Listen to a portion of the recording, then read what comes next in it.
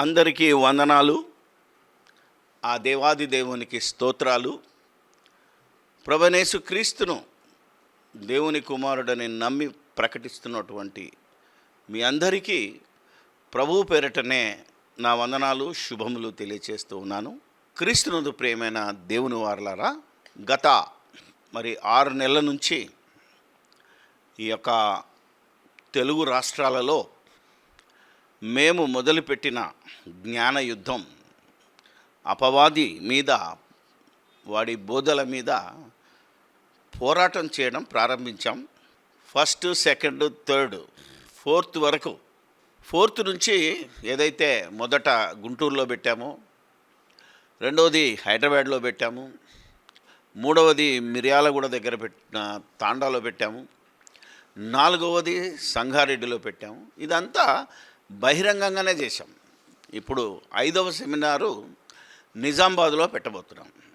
అసలు మా సెమినార్ యొక్క ఉద్దేశాన్ని మీరు కరపత్రాన్ని కనుక చూస్తే అక్కడ మేము చెబుతున్నది, మా ఉద్దేశం అంతా కనబడుతుంది. ఏంటంటే దేవుడు ఒక్కడే, యేసు దేవుని కుమారుడైన క్రీస్తు అని విశ్వసించి ప్రకటించి సహోదరులైన దైవ సేవకుల సదస్సు.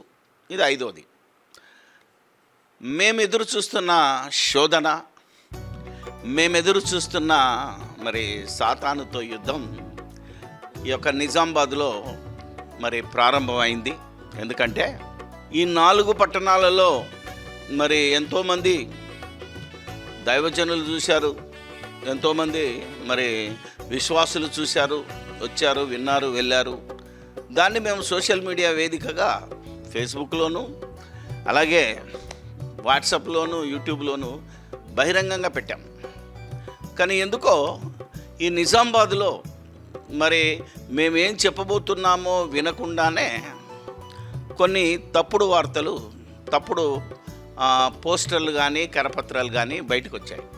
లేని వార్తను పుట్టించకూడదనే దేవుని ఆజ్ఞకు విరోధంగా ప్రవర్తిస్తున్న దొంగ బోధకులారా, లేదా పేరు, ఊరు, ఫోన్ నంబర్ లేకుండా కరపత్రాలు ముద్రిస్తున్న సర్ప సంతానమా, ఇది మీకు హెచ్చరిక.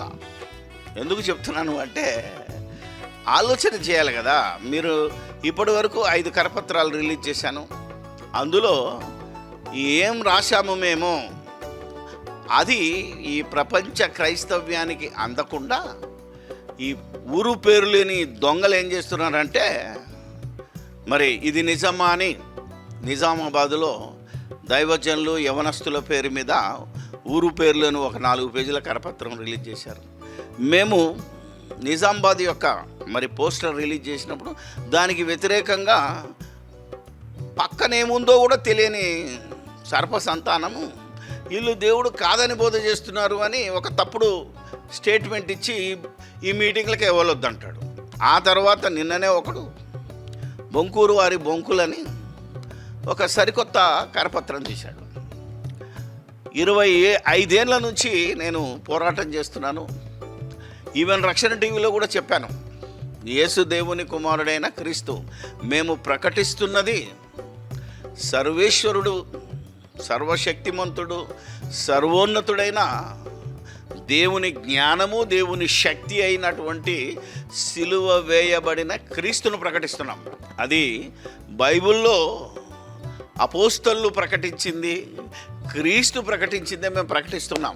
అంతేకాని మేము దేవుడు కాదు అని పనిగట్టుకొని ప్రకటిస్తున్నామని దొంగలు తప్పుడు ప్రచారం చేస్తున్నారు. దయచేసి మీరు గమనించాలి.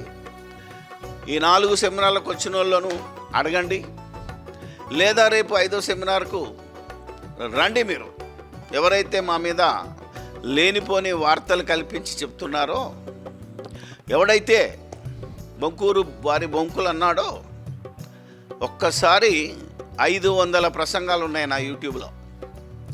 నేను యేసుక్రీస్తుని ఎలా హెచ్చిస్తున్నానో, యేసుక్రీస్తుని ఎలా ఘనపరుస్తున్నానో, యేసుక్రీస్తు ప్రభువుకి ఎంత ఆధిక్యత ఇస్తున్నానో జాన్ బొంకూరి అని ఒక్కసారి మీరు కనుక యూట్యూబ్ ఛానల్ సెర్చ్ చేస్తే మీకు వాస్తవం తెలుస్తుంది. అంటే బైబిల్లో ఉన్న బోధేంటి, ఇంతవరకు మీరు విన్నబోదేంటో క్లియర్గా నేను మాట్లాడుతున్నాను. దయచేసి మీరందరూ మరొకసారి మీకు మనవి చేసేది ఏంటంటే, మేము ప్రకటిస్తున్న క్రీస్తు ఏదైతే పేతురుకు దేవుడు బయలుపరిచాడో ఆలోచన చేయండి. దేవుడు ఎలా బయలుపరిచాడంటే, నువ్వు సజీవుడవగు దేవుని కుమారుడవైన క్రీస్తు అన్నాడంతే. ఆయనకు బయలుపరిచిన దాన్ని మేము ప్రకటిస్తున్నాం. అలాగే బాప్తిసం ఇచ్చి యోహాను గారికి కూడా బయలుపరిచాడు. ఏమని? ఈయనే దేవుని కుమారుడని నేను తెలుసుకొని సాక్ష్యం ఇస్తున్నాను అన్నాడు. ఆ సాక్ష్యాన్ని మేము నమ్ముతున్నాం. అలాగే యోహాను పత్రికలో మేము దేనిని చూసిదిమో, ఏది వింటిమో, ఏది కనుగొంటిమో దానిని గురించే మేము సాక్ష్యం ఇస్తున్నాము అన్నారు. ఆ సాక్ష్యాన్ని మేము ప్రకటిస్తున్నాం. అపోస్తుల కార్యాలు 10వ అధ్యాయంలో కానీ, 2వ అధ్యాయంలో కానీ, 3వ అధ్యాయంలో కానీ పేతురు ఏ విధంగా సువార్త ప్రకటించాడో ఆ సువార్తను మేము ప్రకటిస్తున్నాం. జాగ్రత్తగా వినండి. ఈరోజు లోకంలో ప్రకటింపబడే సువార్తని జ్ఞాపకం చేసుకోండి. బైబిల్లో ఉన్న సువార్తను, క్రీస్తు బోధను జ్ఞాపకం చేసుకుంటే ఎవరు తప్పుడు చెప్తున్నారో, ఎవరు అబద్ధం చెప్తున్నారో, ఎవరు క్రీస్తు విరోధులో మీకు అర్థమవుతుంది. క్రీస్తునందు ప్రియమైన వారలారా, ఆ తర్వాత దేవుడి సాక్ష్యం ఏంటంటే, ఈయన నా ప్రియ కుమారుడు, ఈయన యందు నేను ఆనందిస్తున్నాను. ఆ తర్వాత యోహాను మరి 3:16 చూస్తే, ఈ దేవుని కుమారుని నామమందు విశ్వాసం ఉంచువాడే నిత్య జీవం గలవాడు. మీరు నశించకుండా ఉండాలంటే దేవుని కుమారుడని నమ్మాలి, లేకపోతే దేవుని ఉగ్రత మీ మీద ఉంటుందని 3:36 ఉంటుంది. 5వ అధ్యాయంలో కూడా దేవుని నన్ను పంపిన వాని యందు విశ్వాసం ఉంచువాడే నిత్య జీవం గలవాడంటే యేసును నమ్మాలి, దేవుణ్ణి నమ్మాలి. మేము దేవుని గురించి దేవుని నమ్మము అంటే యేసుని నమ్మండి, యేసు ద్వారా దేవుణ్ణి కనపరచండి అంటే ఇదేదో దుర్బోధలాగా ఈ దుర్మార్గులకు కనబడుతుంది. కానీ తండ్రిని గణపరిచినట్టు కుమారుని గణపరచాలని వ్రాయబడి ఉంది. ఇప్పుడు మీకు ఒక ప్రశ్న వేస్తున్నాను, ఎందుకంటే ప్రశ్నిస్తే మీ విశ్వాసం సరి అయింది. తండ్రిని గణపరిచినట్టు కుమారుని గణపరచము అన్నాడు. అంటే ఇప్పుడు తండ్రిని తండ్రిగా గణపరిచినట్టే కుమారుని కూడా తండ్రిగా గణపరచాలా? అక్కడుందా? లేదా కుమారుణ్ణి తండ్రిగా గణపరచాలా? లేదా తండ్రిని కుమారునిగా గణపరచాలా? లేదా తండ్రిని తండ్రిగా, కుమారుణ్ణి కుమారునిగా గణపరచాలా? ఇది ఈరోజు క్రైస్తవ్యం తెలుసుకోవాల్సిన అంశం. క్రైస్తవులు ఆలోచించి, విశ్వసించి, గ్రహించవలసిన అంశాన్ని మేము ముందుకు తెచ్చాం. ఎవడో బొంకూరు వారి బొంకులని తప్పుడు అడ్రస్ లేని, పేరు లేని చూసి మీరు కలవరపడకుండా వాడి నోరు ముయించటానికే మీరందరూ సత్యాన్ని ఎరగాలని చెప్తున్నాను. నేనే జీవము, అవునా కదా, నేనే మార్గము, నేనే సత్యం అన్నాడు. ఆ తర్వాత యోహాను 11 ఏమంటాడంటే, పునరుత్థానమును నేనే, జీవమును నేనే అని అన్నప్పుడు ఇది నమ్ముతున్నావు అని అడిగితే మరి మార్తం ఏమన్నదో తెలుసా? నువ్వు లోకమునకు రావలసిన దేవుని కుమారుడు అని నమ్ముతున్నాను అన్నదే. సో ఆమె నమ్మకం, అది బైబిల్లో ఉంది, మేము నమ్ముతున్నాం.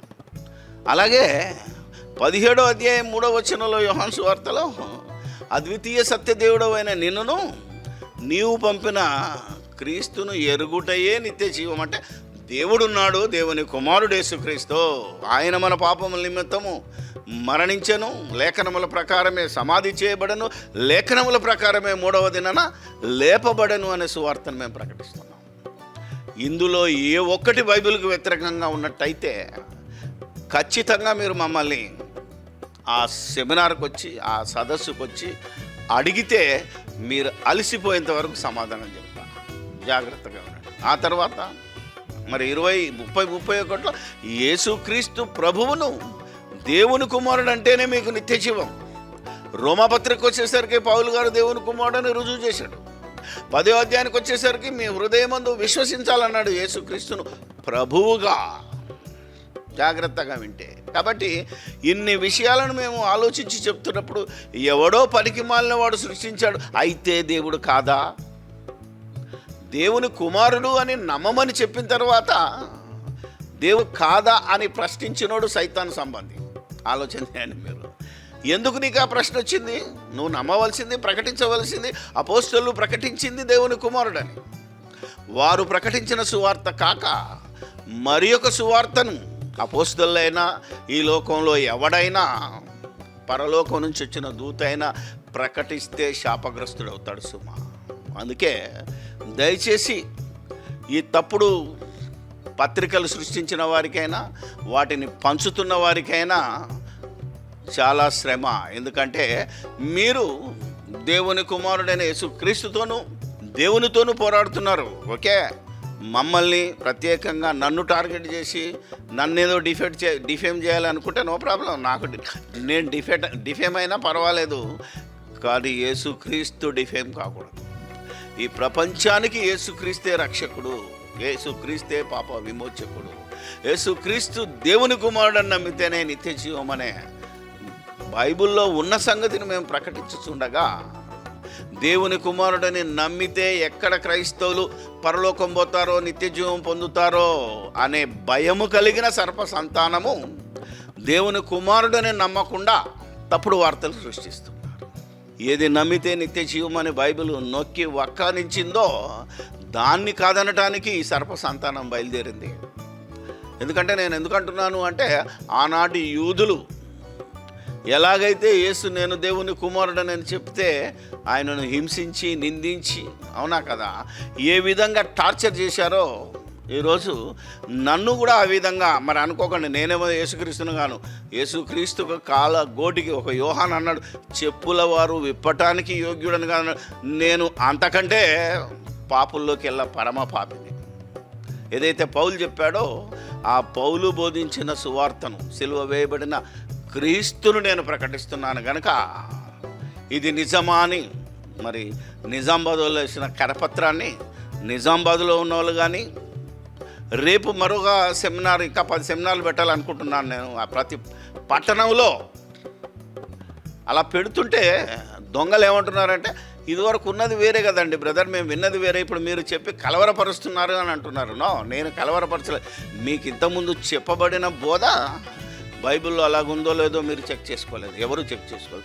ఈరోజు చెక్ చేసుకోమని దేవుని ఆత్మ సహాయముతో రాయబడిన బైబిల్ మమ్మల్ని హెచ్చరించింది.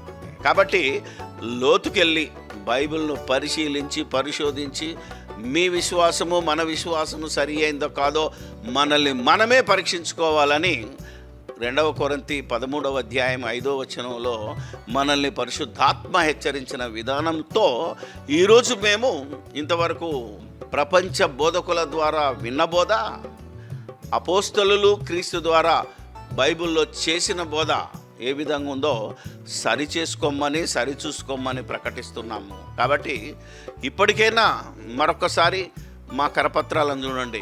మొదటిది గుంటూరులో కానీ, రెండవది హైదరాబాద్లో కానీ, మూడవది మిర్యాలగూడ దగ్గరలో కానీ, నాలుగవది సంగారెడ్డిలో కానీ, ఇప్పుడు 5వది నిజామాబాద్లో కానీ, ఆ తర్వాత ఇంకా రాబోయే 5-6 సదస్సులు 5-6 పట్టణాల్లో జరుగుతాయి.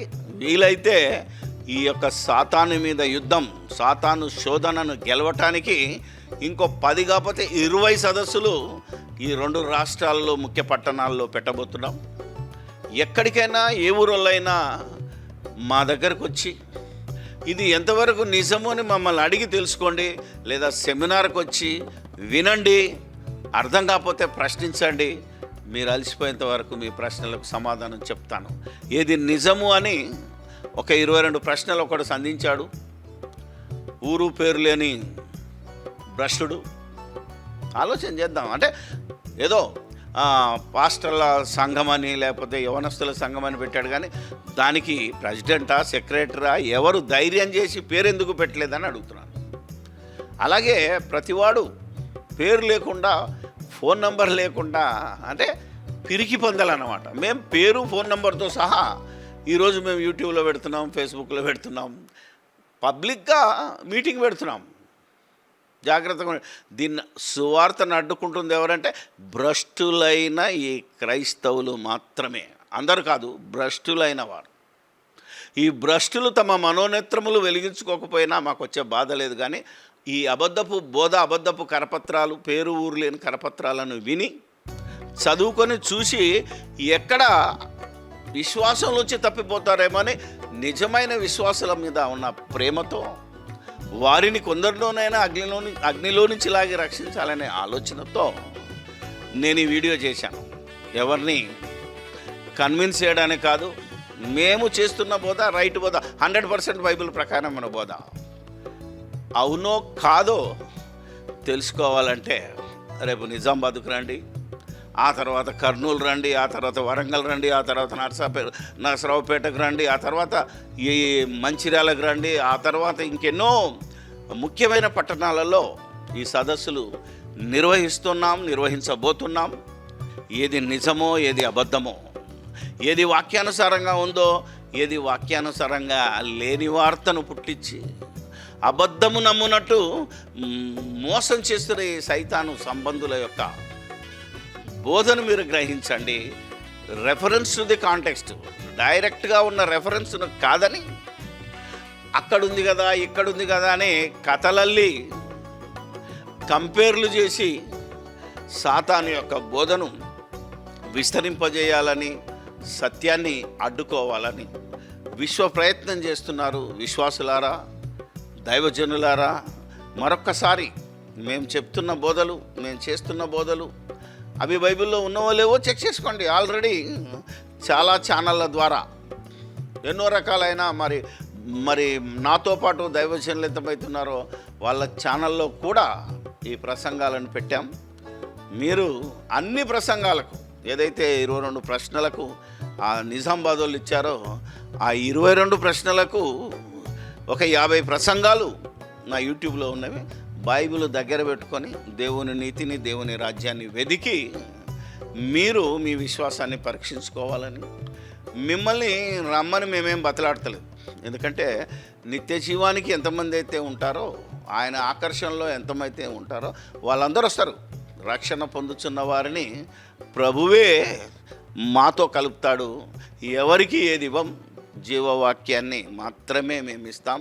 నిత్య జీవానికి మాతో పాటు వారసులు కావాలనుకున్న వారు మాత్రమే ఈ సెమినార్కు రండి. అడ్డుకున్నారనుకో మీరు దేవునితో పోరాడిన వారు అవుతారని, లేని వార్తను పుట్టించిన వాళ్ళు అవుతారని ఖచ్చితంగా మిమ్మల్ని హెచ్చరిస్తూ, దేవుడు నాకు ఇచ్చిన ఈ అవకాశాన్ని, దేవుడు నాతోనూ నా జత పని వారితోనూ మాట్లాడుతున్న ఆయన ఇచ్చిన జ్ఞానాన్ని బట్టి దేవునికే స్తుతులు స్తోత్రాలు చెల్లిస్తూ మీ అందరికీ ప్రభు పేరట మరొకసారి నా వందనాలు, శుభములు తెలియజేస్తూ ముగిస్తూ ఉన్నాను. అందరికీ వందనాలు. ఆ దేవాది దేవునికి స్తోత్రాలు. God bless you.